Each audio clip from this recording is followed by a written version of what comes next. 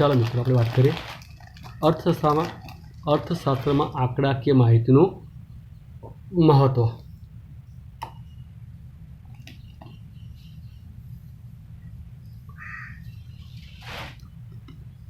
આર્થિક રજૂઆતોમાં આંકડાકીય માહિતીનું મહત્વ નીચે મુજબ છે.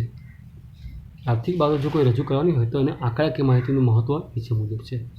પહેલું, સિદ્ધાંતોની આધારભૂતતામાં વધારો. જે સિદ્ધાંતો છે એના જે આધારભૂત માહિતી છે એમાં એ વધારો કરે છે. સિદ્ધાંતોની આધારભૂતતામાં વધારો કરે છે.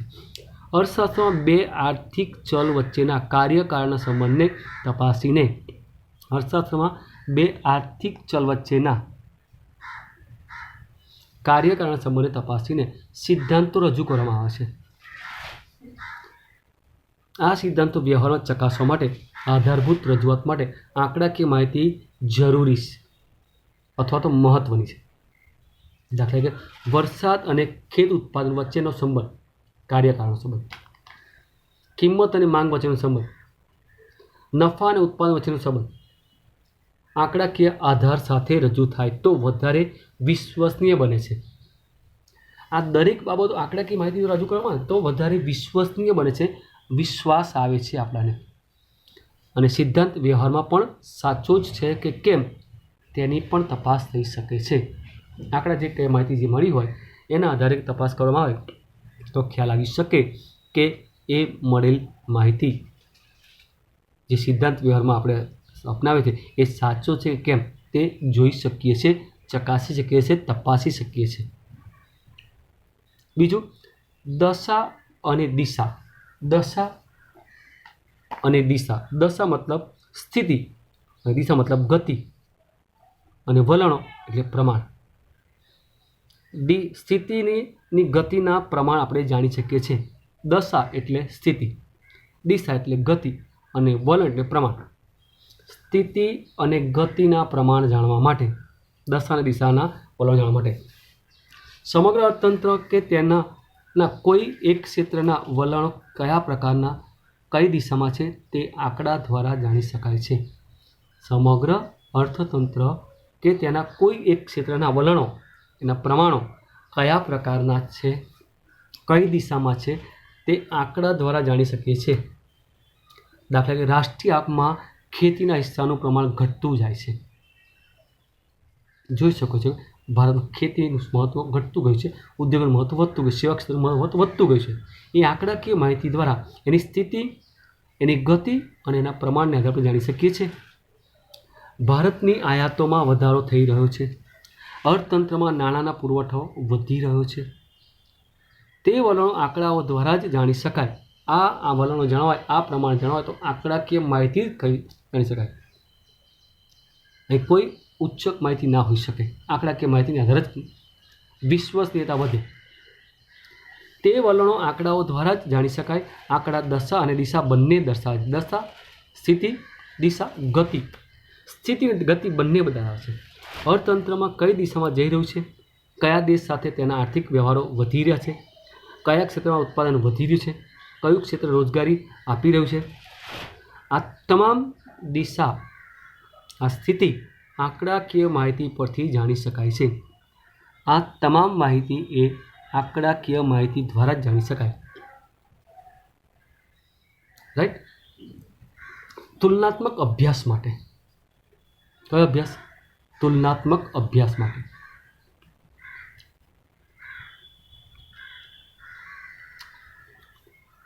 આંકડાકીય માહિતીનો ઉપયોગ તુલનાત્મક અભ્યાસમાં ખૂબ જ ઉપયોગી સાબિત થાય છે. સરખામણી કરવાની.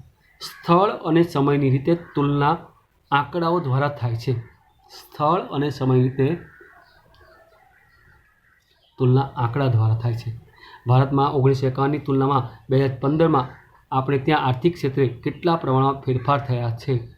દુનિયામાં અમેરિકા, ચીન, બ્રિટનની તુલનામાં આપણો અને ક્યાં છીએ તે જાણવા આંકડાકીય રજૂઆત અગત્યની બની રહે છે. 1951 આપણે આઝાદી મળી ત્યારે અને 2015માં આપણી આર્થિક સ્થિતિ શું છે, આપણે ક્યાં પહોંચ્યા છે, બીજા દેશોની સરખામણીમાં આપણે કેટલા આગળ નીકળ્યા છે અથવા કેટલા આગળ વધી રહ્યા છે એ માહિતી મેળવવી હોય તો માત્ર આંકડાકીય માહિતી દ્વારા જ ખબર પડી શકે. એ અર્થશાસ્ત્રમાં આંકડાકીય માહિતીનું મહત્વ વિશેષ છે. સંક્ષિપ્તમાં રજૂઆત. આર્થિક અભ્યાસોમાં લાંબા વર્ણનો કરતાં આર્થિક બાબતોની સંક્ષિપ્ત અને પ્રતિકાત્મક રજૂઆત માટે આંકડાકીય માહિતી અને આલેખો ખૂબ જ મહત્વના છે. જો વર્ણનાત્મક માહિતી આપવામાં આવે, તમને 51થી આમ થયું, તેમ થયું, ફલાણું ઢીકણું થયું, બધી માહિતી આપવામાં આવે તો તમને નહીં ગમે. એના કરતાં તમને આંકડાકીય માહિતી દ્વારા અને આકૃતિ દ્વારા, સ્પષ્ટ આલેખ દ્વારા સમજાવવા તમે તરત સમજી જશો. માટે આર્થિક અભ્યાસોમાં લાંબા વર્ણનો કરતાં આર્થિક બાબતોની સંક્ષિપ્ત પ્રતિકાત્મક રજૂઆત માટે આંકડાકીય માહિતી અને આલેખ ખૂબ જ મહત્વના છે. સામાન્ય માણસ પણ સમજી શકે તે રીતે રજૂ થતી આંકડાકીય માહિતી તુલનાત્મક વલણો અને સિદ્ધાંતોની સચોટતા છતાં ટૂંકમાં રજૂઆત કરે છે, અને આલેખ એ પથદર્શીય સમજૂતી આપે છે. પથદર્શીય કોઈ પણ વ્યક્તિ સમજી શકે, અભણ વ્યક્તિને પણ ખબર પડે.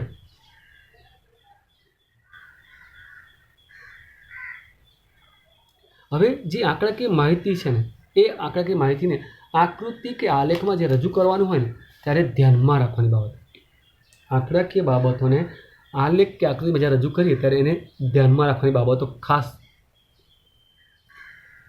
અર્થશાસ્ત્રની રજૂઆતોમાં સંશોધનના તારણોમાં સિદ્ધાંતોના ફલિતાર્થોની વિશ્વસનીયતાના આધારે આંકડાકીય રજૂઆત થાય છે.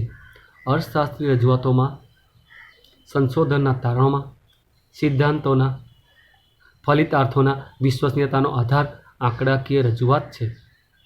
આંકડામાં પ્રાપ્ત વિગતોને આલેખ કે આકૃતિ પર પ્રતિકાત્મક રીતે આકર્ષક સ્વરૂપમાં રજૂ કરી શકાય છે. આલેખ કે આકૃતિ માહિતીને સરળ રીતે સમજાવે છે, પણ તેની રજૂઆત કરતી વખતે કેટલીક બાબતો ધ્યાનમાં રાખવી જરૂરી છે. વર્ણનાત્મક માહિતી કરતાં આંકડાકીય માહિતી વધારે સમજાય છે, અને એથી વિશેષ આકૃતિ કે આલેખ દ્વારા પ્રતિકાત્મક રજૂઆત કરવામાં એ વધુ સારી રીતે સમજાઈ શકે, પરંતુ તેની રજૂઆત કરતી વખતે કેટલી બાબતો ધ્યાનમાં રાખવી જરૂરી છે.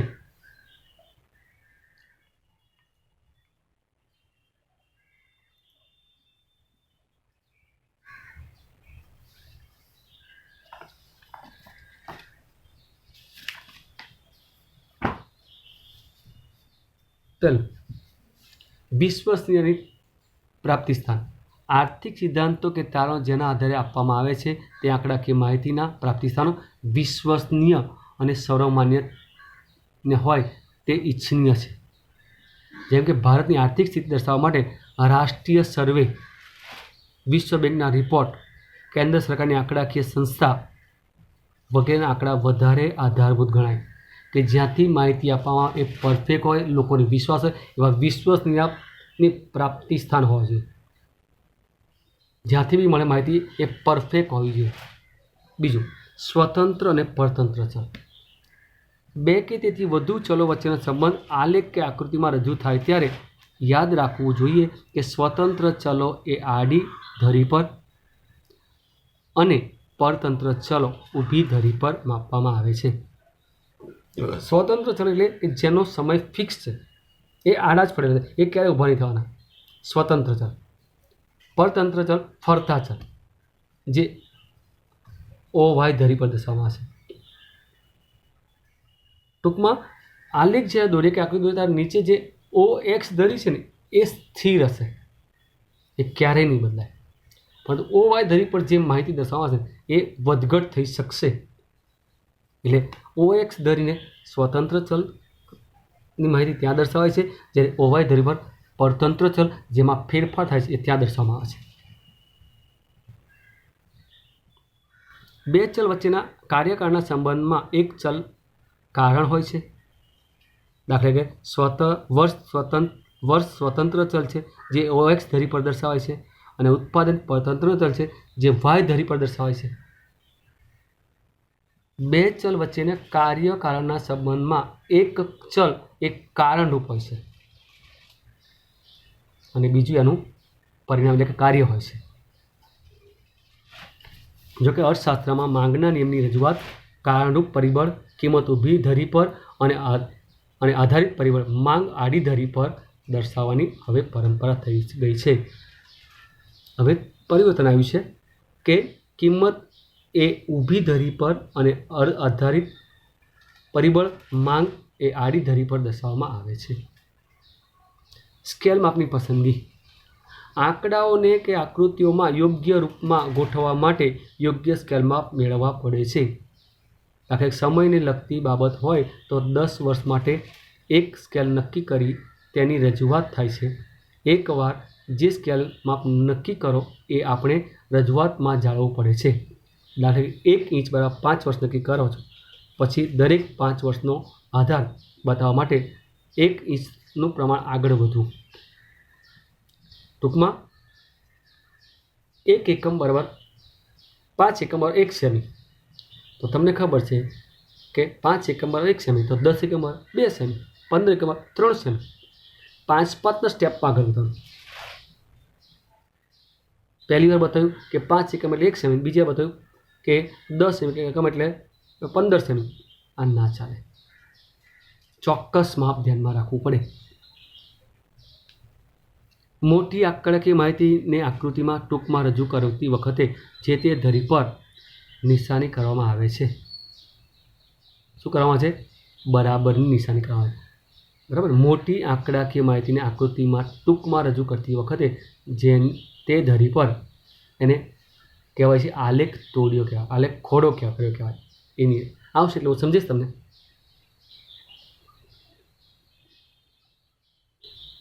હવે 9 પોઈન્ટ. આંકડાકીય માહિતીની આકૃતિ કે આલેખ દ્વારા રજૂઆત. આપણા જે આંકડાકીય માહિતી મળે એને આપણે આલેખ કે આકૃતિ દ્વારા એની રજૂઆત કરવાની છે.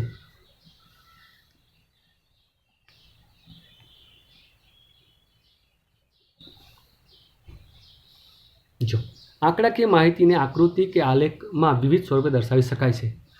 બે ચલો વચ્ચેના સંબંધોને બિંદુ દ્વારા અને બિંદુને જોડતી રેખા દ્વારા દર્શાવાય ત્યારે તે રેખીય આકૃતિ બને છે. સાંભળજો, રેખીય આકૃતિ અથવા રેખાકીય આકૃતિ એટલે શું? તો કે આંકડાકીય માહિતીને આકૃતિ કે આલેખમાં વિવિધ સ્વરૂપમાં દર્શાવી શકાય છે. બે ચલ વચ્ચેના સંબંધોને બિંદુ દ્વારા અને બિંદુઓને જોડતી રેખા દ્વારા દર્શાવવામાં આવે તો એને રેખીય આકૃતિ કહેવાય. દાખલા કે માંગ રેખા. હાલમાં કોમ્પ્યુટર ટેકનોલોજીનો ઉપયોગને કારણે આંકડાકીય માહિતી આલેખમાં રજૂઆત આકર્ષિત રીતે થઈ શકે છે અને આલેખમાં પણ વૈવિધ્ય લાવી શકાય છે. સરળતાપૂર્વક સમજૂતી માટે આપણે 3 પ્રકારની રજૂઆત અહીં આપી છે. એક સ્તંભ આકૃતિ, એક પાસપાસની આકૃતિ અને એક વૃત્તાંશ આકૃતિ. કોમ્પ્યુટરનો જમાનો છે એમાં આપણે સ્તંભ આકૃતિ, પાસપાસની સ્તંભ આકૃતિ અને વૃત્તાંશ આકૃતિ આપણે અહીંયા અભ્યાસ કરીશું.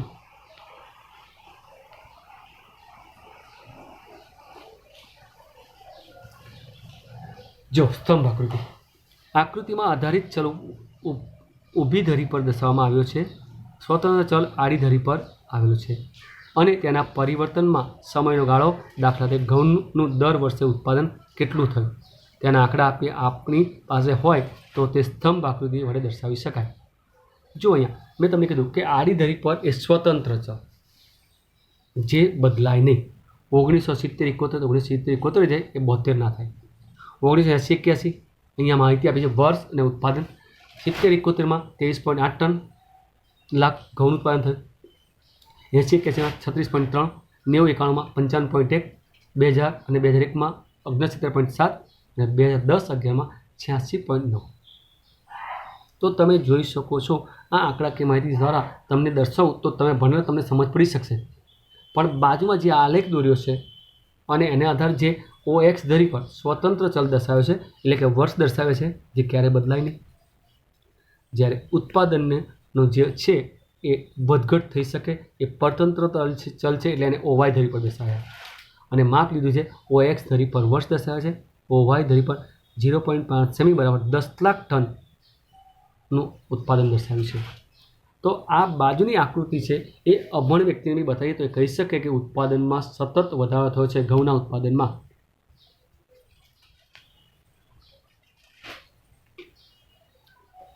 પેલી એક જ વસ્તુની માહિતી હતી બરાબર, એટલે એને સાદા સ્તંભ દ્વારા દર્શાવી ગયા. હવે પાસ પાસે એક જ વર્ષમાં એક કરતાં વધુ એકમોની માહિતી હોય તો તેને દર્શાવવા માટે પાસ પાસેની સ્તંભ આકૃતિ વડે રજૂ કરી શકાય. જ્યારે સ્વતંત્ર ચલ 1 અને આધારિત ચલ 2 કે તેથી વધારે હોય, જ્યારે સ્વતંત્ર ચલ 1 અને આધારિત ચલ 2 કે તેથી વધારે હોય તો પાસ પાસેની સ્તંભ આકૃતિ સારી રીતે માહિતી રજૂ કરી શકાય છે. દાખલા ભારતમાં અક્ષર જ્ઞાનનો વધારો, જેમાં સમયનું પરિબળ એક જ છે. મેં તમને કીધું આડી ધરી એ હલે નહીં તેવી સ્વતંત્ર ચલ એ નીચે જ આવે, ત્યારે ઊભી ધરી એ ફરતી ધરી, એમાં સમય બદલાયા કરે. અને બદલાતા ચલમાં સ્ત્રીની સાક્ષરતા દર, પુરુષનો સાક્ષરતા દર અને કુલ સાક્ષરતા દર, આ 3 બાબતો છે. તો એક જ વર્ષમાં 3 બાબતો દર્શાવવાની હોય પાસ પાસેના સ્તંભ આકૃતિ વડે દર્શાવી શકાય. જોઈ શકો તમે આંકડા કઈ માહિતી આપી. 1951માં પુરુષનું પ્રમાણ 30.17, સ્ત્રીઓ 12.79, કુલ ટોટલ એવરેજ 21.09. 61ની વાત કરીએ 48.73, 12.77, 36.19. અને 2000ની વાત કરીએ તો પુરુષો 87.30% સાક્ષર, સ્ત્રીઓ 70.73% અને સમગ્ર દેશની વાત કરીએ તો 79.31% સાક્ષરતા દર દર્શાવ્યો છે. હવે આ જ માહિતી આકૃતિ દ્વારા, આલેખ દ્વારા દર્શાવવામાં આવે તો એ પાસ પાસેની સ્તંભ આકૃતિ, કારણ કે વર્ષ 1 છે, એના ચલ 3 છે, પુરુષ, સ્ત્રી અને કુલ.